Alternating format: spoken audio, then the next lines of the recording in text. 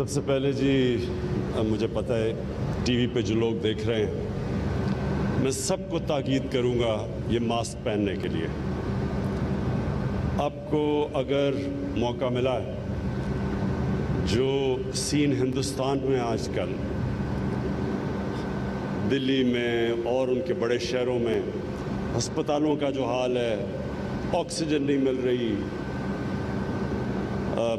باہر سڑکوں پہ لوگ کرونا کی وجہ سے مر رہے ہیں، تو میں اس لیے اپنی ساری قوم سے تاکید کروں گا کہ اللہ نے ہمیں پہلے دو جو کرونا کے ویوز آئے، بنسبت باقی دنیا کے اللہ نے ہمارے پہ بہت کرم کیا، اور اب ہم تیسرے ایک بڑے خطرناک ویو میں ہیں۔ اور اگر حکومت اپنی کیپیسٹی دگنی نہ کرتی، یعنی ہسپتالوں میں کیپیسٹی بڑھاتی، آکسیجن کی کیپیسٹی دگنی نہ کرتی، تو آج ہمارے بھی وہی حالات ہونے تھے جو آج ہندوستان میں لوگوں کو نظر آ رہے ہیں۔ تو یہ اگلے 2 ہفتے بہت امپورٹنٹ ہے ہمارے لیے۔ ہم نے اس کی کرونا کا جو کیسز ہیں ان کو نیچے لے کے آنا ہے۔ تو میں اس سے سب سے تاکید کروں گا کہ جو ایک چیز جس سے ثابت ہو گیا کہ کرونا کے کیسز، کرونا کنٹرول ہو جاتی ہے، وہ ہے یہ ماسک۔ تو میں سب سے تاکید کروں گا کہ ماسک پہنیں۔ اب جی میں چیف منسٹر صاحب آپ کو، پروونشل منسٹرز بیٹھے ہوئے ہیں آپ سب کو، اور چیف سیکرٹری صاحب، ہمارے جرنلسٹ بھی آئے ہوئے ہیں یہاں، ہمارے اوپینین میکرز، میں سب آپ کو اس اوکیزن کے اوپر خوش آمدید اس لیے کہتا ہوں کہ پاکستان کے اندر جب سے میری عمر تقریباً پاکستان جتنی ہے، تو ہماری بدقسمتی یہ ہوئی کہ ہمارا ایک مائنڈ سیٹ، جب سے مجھے ہوش ہے، وہ مائنڈ سیٹ یہ ہے کہ یہ صرف ایک چھوٹے سے طبقے کا پاکستان ہے۔ اس کو انگلش میں ایک ٹرم استعمال کرتے ہیں، ایلیٹ کیپچر۔ ایک ایلیٹ نے ملک کو ہر طرح اپنے قابو میں، قبضے میں لیا ہوا ہے۔ تعلیم کا نظام انگلش میڈیم، اچھی نوکریاں انگلش میڈیم، کوئی یہ نہیں سوچتا کہ اردو میڈیم کو کیسا تعلیم مل رہی ہے۔ دینی مدرسوں میں جدھر 25 لاکھ بچے پڑھتے ہیں، ان کو کیسی تعلیم مل رہی ہے، کبھی کسی نے نہیں سوچا۔ کیونکہ میرے اگر بچے انگلش میڈیم میں پڑھ رہے ہیں اور ان کو اچھی نوکریاں مل رہی ہیں، مجھے کیا فرق پڑتا ہے کہ باقی ملک میں کیا ہو۔ یہ ایٹیٹیوڈ تھی۔ جیلوں میں صرف غریب لوگ نظر آتے ہیں، اور اس کی وجہ ہے کہ ہم نے دیکھ لیا کہ ہمارا انصاف کا نظام طاقتور ڈاکو کو نہیں پکڑ سکتا، اور جو جیلوں میں جاتے ہیں وہ صرف غریب لوگ جاتے ہیں جن کے پاس پیسہ نہیں ہے بڑے بڑے مہنگے وکیل کرنے کے لیے۔ اور پھر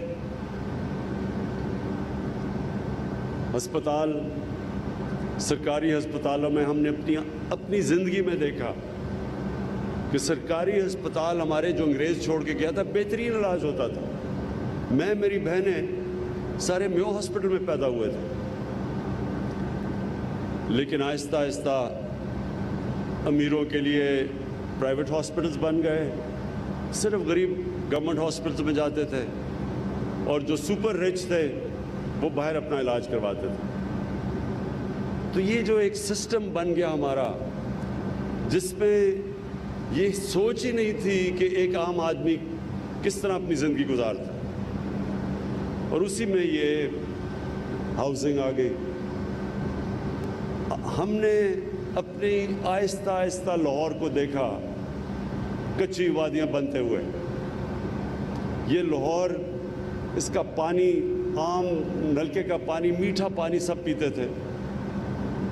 اس میں صاف سٹی آف گارڈن سمجھا جاتا تھا، پولوشن نہیں ہوتی تھی لاہور میں۔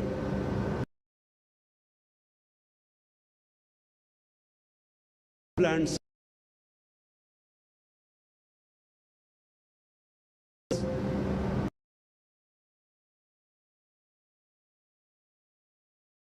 کسی نے نہیں سوچا کہ عام آدمی جو تنخواہ دار ہے, جو زمینوں کی قیمتیں یہاں پہنچ گئیں, اس نے کیسے گھر بنانا تھا؟ تو وہ کیا کرتا؟ کچی آبادیاں بننی شروع ہو گئی. آج آپ یہ سوچیں کہ آدھا کراچی کچی آبادیاں ہیں. کچی آبادی کا مطلب نہ سیوریج سسٹم, نہ بجلی, نہ لیگل کوئی کنیکشنز. وہ رشوت دیتے ہیں ان لوگوں کو جو بجلی کا محکمہ ہوا, گیس کا, تب ان کو کنیکشن ملتا ہے اور وہ بڑے پیسے دیتے ہیں. غریب لوگ ہیں, گندگی میں رہتے ہیں, بچوں کو بیماریاں ہو رہی ہیں, پیٹ کی گند کے اندر ہے سارا, اوپن سیوریج ہے. کبھی کسی نے نہیں سوچا کہ یہ لوگ کیسے رہ سکتے ہیں. انہوں نے بھی روزی کمانے کے لیے شہروں میں آنا ہے, تو کدھر رہیں گے؟ گئی عدالتوں میں 50-50 سال. قبضہ گروپوں نے کیوں آیا؟ کیونکہ زمینوں کے کیس ہی نہیں حل ہوتے. عدالتوں میں 50-50 سال چل رہے ہیں, وہ قبضہ گروپ آ گئے, ان کے ساتھ پورا ایک ٹروئکا بن گیا. ساتھ مل گیا جج, ساتھ مل گیا پولیس, ساتھ مل گیا قبضہ گروپ. اور کن کی زمینوں پہ قبضہ کر رہے تھے؟ کمزور لوگوں پہ یا حکومت کی زمینوں پہ. تو یہ جو ہمارا آئیڈیا نیا پاکستان ہاؤسنگ ہے, اس کی سوچ ساری یہ ہے کہ امیر آدمی تو پھر ان کی تو فکر نہیں ہے, ان کے پاس تو پیسے ہیں, وہ تو بڑے بڑی ڈیفنس یا بیریا میں جا سکتے ہیں. لیکن عام آدمی, تنخواہ دار طبقہ, گورنمنٹ سرونٹس, مکینک, ویلڈر, کسان چھوٹے, ان کے لیے یہ ملک کیا کر رہا ہے؟ تو اپنی قوم سے جو میں بات کہنا چاہتا ہوں کہ یہ ذہن میں ڈال لیں کہ کبھی بھی وہ معاشرہ ترقی نہیں کر سکتا جو معاشرہ اپنی عوام کی, عام آدمی, اس کو اوپر اٹھانے کی کوشش نہیں کرتا. کوئی دنیا میں معاشرہ جس میں ایک چھوٹا سا امیروں کا جزیرہ ہو اور نیچے سمندر ہو غریبوں کا, آج تک وہ معاشرہ اوپر نہیں گیا. جو میں بار بار مدینہ کی ریاست کی بات کرتا ہوں کیونکہ ہم ایک اسلام کے نام پہ ملک بنا تھا. ہماری آبجیکٹو ریزولوشن میں تھا کہ پاکستان کا آبجیکٹو ہے اسلامی فلاحی ریاست. وہ کس کے اوپر بیس ہوئی تھی؟ وہ مدینہ کے اوپر ہوئی تھی. مدینہ میں کیا ہوا تھا؟ سرکار مدینہ نے 2 کام کیے تھے. یہ یاد رکھیں, کبھی مدینہ میں آتے ساتھ ہی دودھ کی نہریں نہیں بہی تھیں, لیکن انہوں نے 2 چیزیں کر دی تھیں. سب سے پہلے انہوں نے قانون کی بالادستی قائم کی تھی کہ صرف غریب لوگ ہی نہیں جیل میں جائیں گے, طاقتور کو قانون کے نیچے لے کے آئے تھے. جو آج یہاں پاکستان میں شور مچا ہوا ہے, سب اکٹھے ہوئے ہیں, 30 سال سے جو حکومت کر رہے ہیں, جو حکومت میں آنے سے پہلے کیا تھے اور آج اربوں خربوں پتی بن چکے ہیں, وہ احتساب دینے کے لیے تیار نہیں ہیں کہ وہ سمجھتے ہیں ہم قانون کے اوپر ہیں. وہ اپنے آپ کو عام لوگوں کی طرح, یہ قانون تو عام لوگوں کے لیے ہوتا ہے, طاقتور کے لیے قانون نہیں ہے پاکستان میں. اس لیے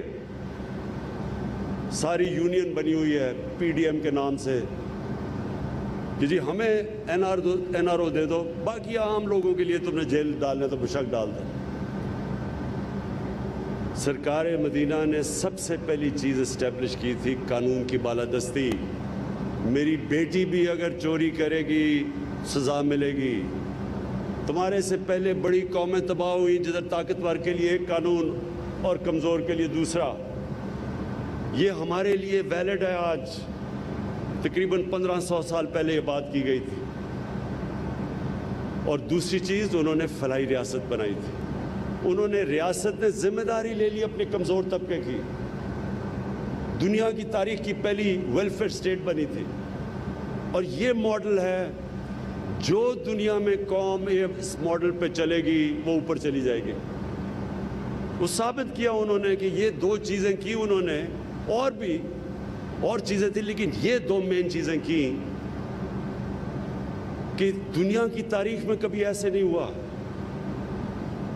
کہ 625 میں صرف 313 جنگ بدر میں لڑنے والے، اور 11 سال کے بعد 636 میں رومن ایمپائر کولیپس کر جاتا ہے ان کے سامنے یارموک میں، اور 2 سال کے بعد دوسری سپر پاور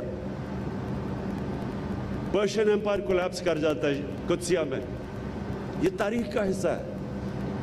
تو قرآن میں ہمیں حکم دیا ہے کہ اس ماڈل پہ چلو، کیونکہ وہ کامیابی کا ماڈل ہے، وہ ایک سکسیس سٹوری ہے، دنیا کا عظیم سویلائزیشن سیٹ اپ کیا اس کے اوپر۔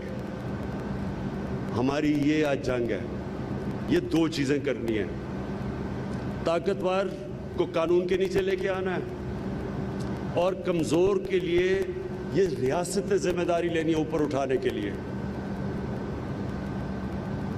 ہم نے یہ جو لو کاسٹ ہاؤسنگ، اس کا پہلے فیصلہ کیا، 2 سال ہمیں مشکل پڑی، کیونکہ یہ بن ہی نہیں سکتی جب تک بینکس قرضہ نہیں دیتے۔ وہ بینکس اس لیے قرضہ نہیں دیتے تھے کہ قانون نہیں پھنسا ہوا تھا عدالتوں میں 10-15 سالوں سے۔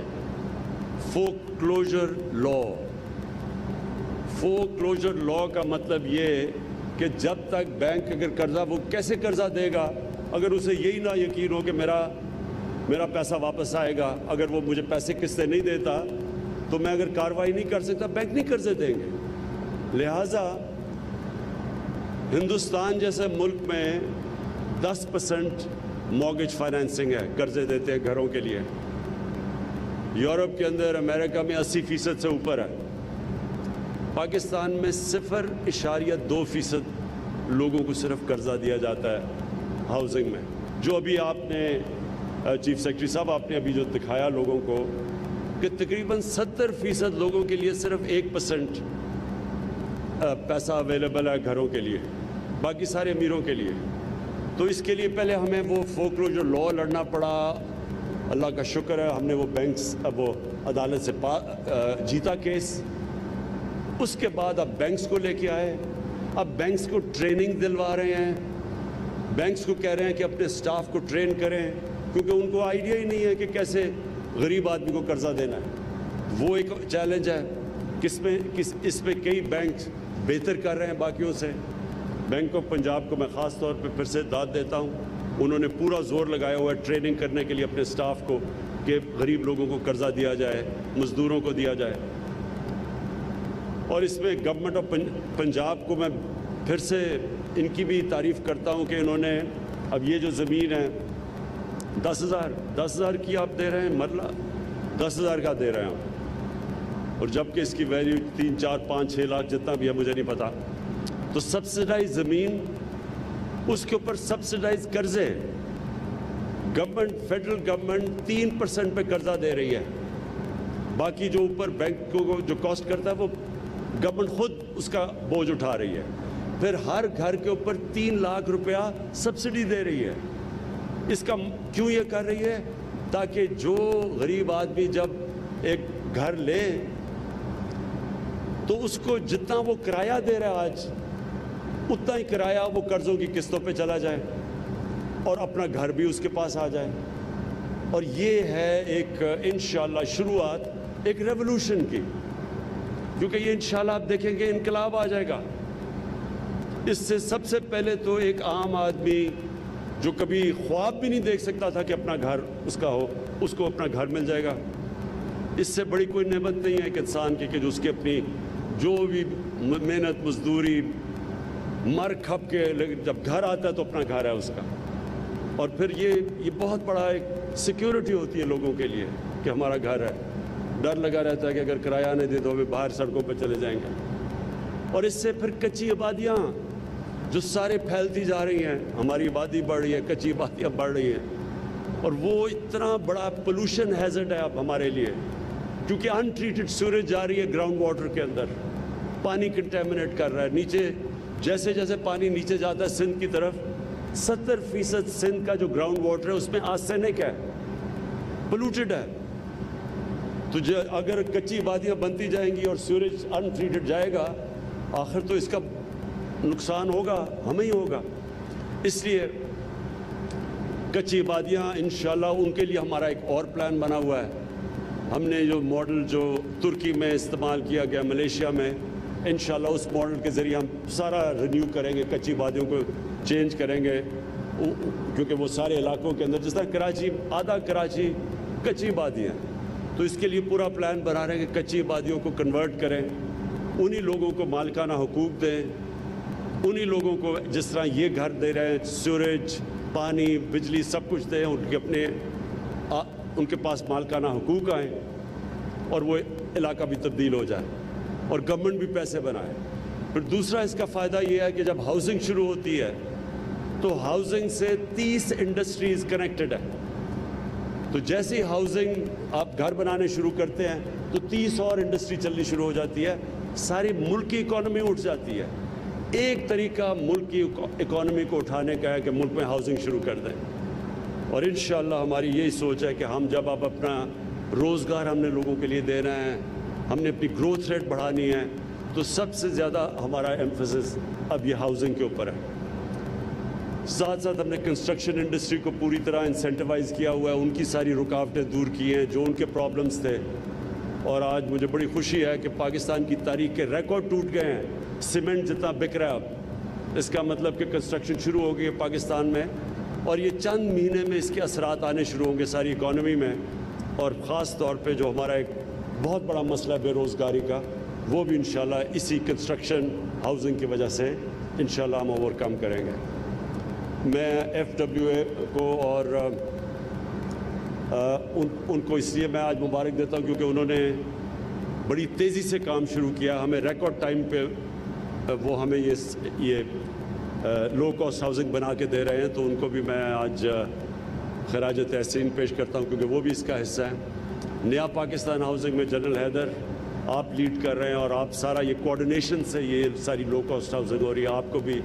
اور آج جو 9 اوکیزن کے اوپر ہمارے بیٹھے ہوئے ہیں, جدھر ساری جگہ اوپننگ ہو رہی ہے, ادھر ہر جگہ کے اوپر یہی پیری اربن ہاؤسنگ کا آج لانچ ہے, تو وہ بھی مجھے بڑی خوشی ہے کہ اس میں ہم بڑے بڑے وہ علاقے کور کر رہے ہیں جدھر کبھی کوئی کانسیپٹ ہی نہیں ہے کہ عام لوگوں کے لیے گھر بنائے جائیں.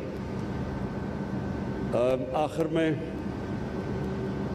پھر اپنی قوم سے ایک بات کہنا چاہتا ہوں کہ اللہ نے ہمارے ملک میں ہر قسم کی نعمت بخشی,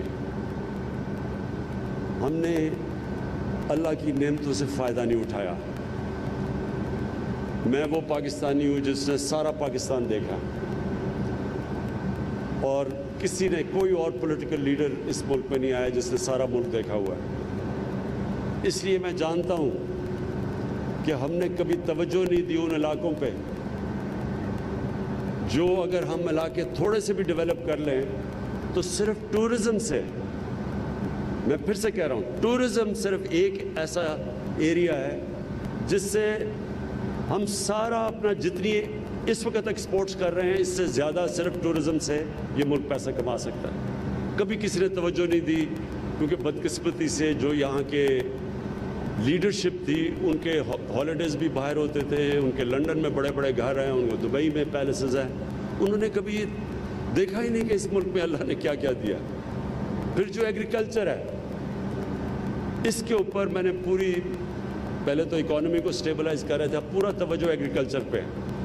یہ میں اب خود لیڈ کر رہا ہوں, میں آپ کو ثابت کر کے دکھاؤں گا کہ پاکستان میں ایگریکلچر کی اتنی بڑی ریولوشن آئے گی.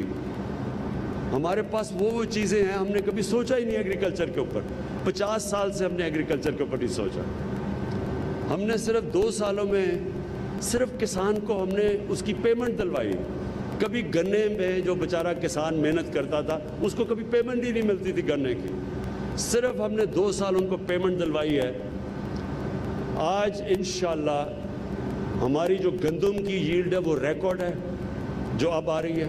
ابھی تک ساری اسیسمنٹ ہے کہ سارے ریکارڈ ٹوٹ گئے ہیں. ہماری چاول کی ییلڈ ریکارڈ پہ ہے, ہمارا مکئی کی ییلڈ ریکارڈ کے اوپر ہے. حالانکہ پھر سے میں ابھی کہہ رہا ہوں, ابھی ہم نے نئے ٹیکنیکس نہیں لے کے آئے, ہم نے صرف کسانوں کے پاس پیسہ گیا ہے کیونکہ ان کو قیمت ملی ہے اپنی پیداوار کی. 11 ارب روپیہ صرف اس سال کسانوں کے پاس اضافی گیا ہے کیونکہ ہم نے ان کو صحیح معنی میں ان کی گندم میں بھی قیمت دی ہے اور चावल पे मिली है उनको, मकई में मिली है, गन्ने में मिली है। जब इंशाल्लाह आप नई टेक्निक्स लेके आएंगे तो एग्रीकल्चर से इंशाल्लाह पाकिस्तान को उठा देंगे। और उसके अलावा अब जो हमारा जो आगे प्लान है वो इंडस्ट्रीज़ जिनको निगलेक्ट किया, आईटी, इस बार ये आईटी एक्सपोर्ट्स रिकॉर्ड हुई हैं पाकिस्तान की तारीख में। और हमारी जो एक्सपोर्ट्स है अब, क्योंकि हमने इंडस्ट्री को इस वक्त उनकी मदद की है पूरी तरह, उनको एक्सपोर्ट इंडस्ट्री को 11 साल के बाद सबसे ज़्यादा एक्सपोर्ट्स है पाकिस्तान में। इंशाअल्लाह आने वाले दिनों में आप देखेंगे कि जो हम मेहनत कर रहे थे, जो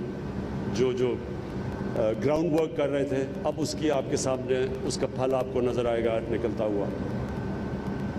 मैं फिर से पंजाब आपको इसके लिए बड़ी मुबारक देता हूँ, आपको खराज तहसीन पेश करता हूँ। और दूसरी चीज़ जो मैं फिर भूलना चाहूँ, जो आपने किसान कार्ड निकाला है, ये इंशाल्लाह किसानों के लिए इनकलाब आप लेके आएंगे एग्रीकल्चर में। बहुत मुबारक हो आप। सीनियर सहाफ़ी शफीक कुरैशी की ज़ेर सदारत जोड़वा शहरों से शाया होने वाला पहला मुकम्मल मुकामी अखबार रोज़नामा 99 न्यूज़, जिसमें मुकामी ख़बरों के अलावा शामिल होती हैं तमाम कौमी और बैनुल-अक़वामी ख़बरें। दौरे जदीद के तकाज़ों के ऐन मुताबिक अब तमाम social media tools Facebook, Twitter और यूट्यूब के साथ भी दस्तयाब है। आज ही अपने हॉकर से इसकी कॉपी बुक करवाएं या विज़िट करें www.99newschannel